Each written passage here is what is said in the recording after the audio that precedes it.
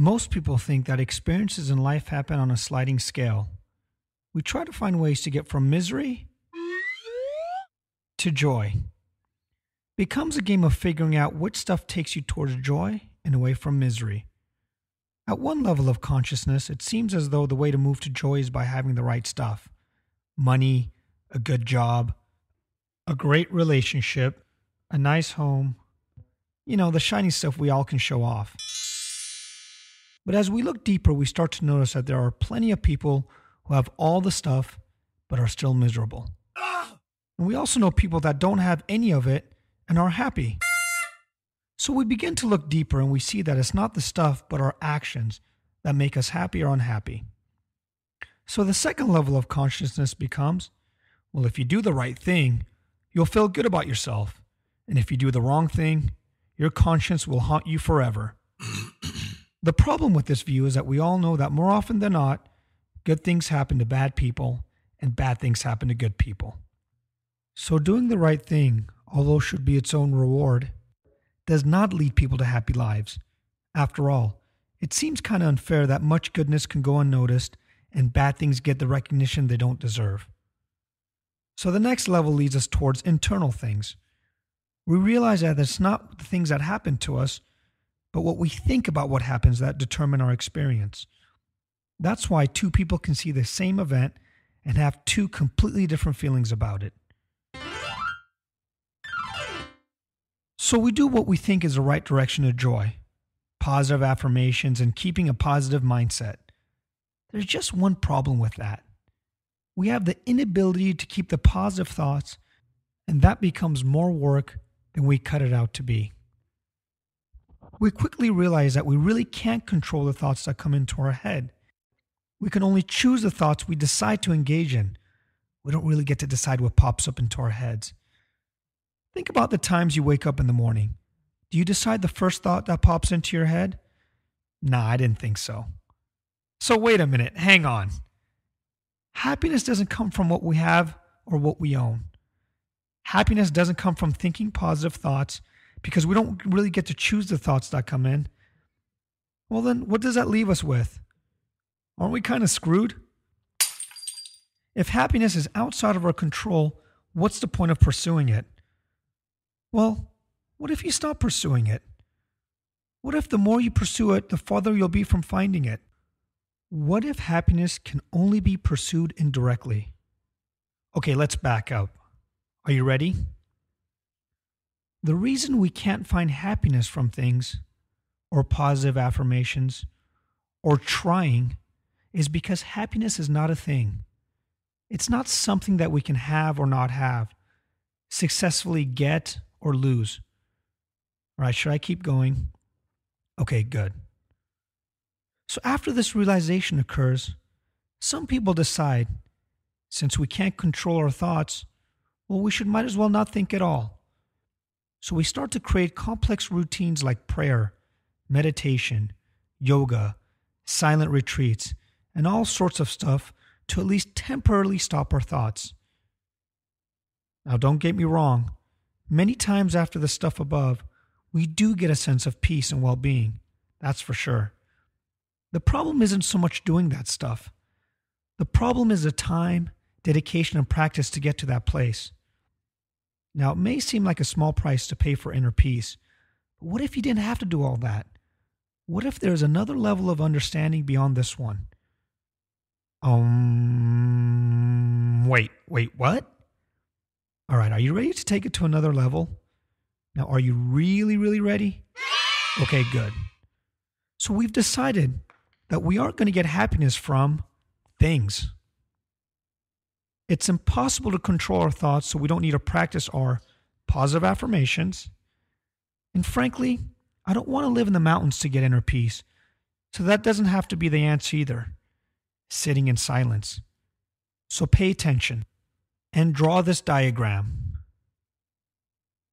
What I'm about to tell you is going to sound crazy, outlandish, yeah, even silly. Or it may sound so obvious that you may want to dismiss it. Now, what I want you to do is see above the words, and something will happen. Something amazing can happen. Now, I don't want you to believe me.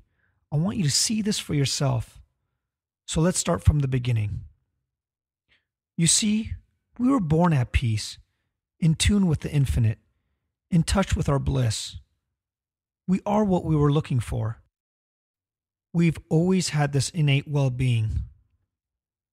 Even as babies, our very human needs from time to time interfere with that connection of this innate well-being. We start to feel physical pain and physical discomfort. Because we don't yet understand the source of this discomfort, we do the best we know to try to solve it by screaming bloody murder. Then, to our delights and amazement, someone comes and makes it all better.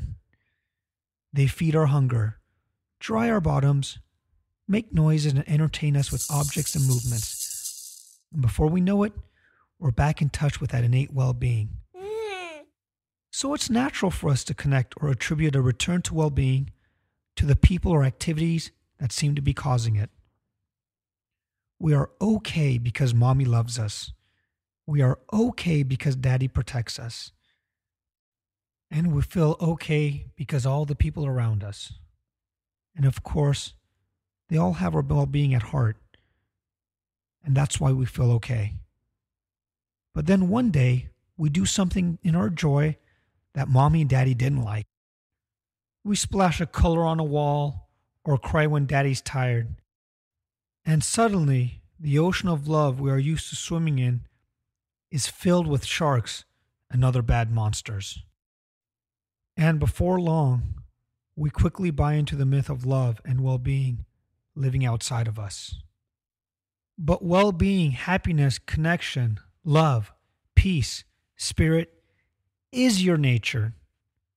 The reason you can never consistently hang onto it when you pursue it from the outside is because it's already inside of you. It's like looking for your keys in the street when you've left them in the house. No matter how long and hard you look, you'll never find what's not there.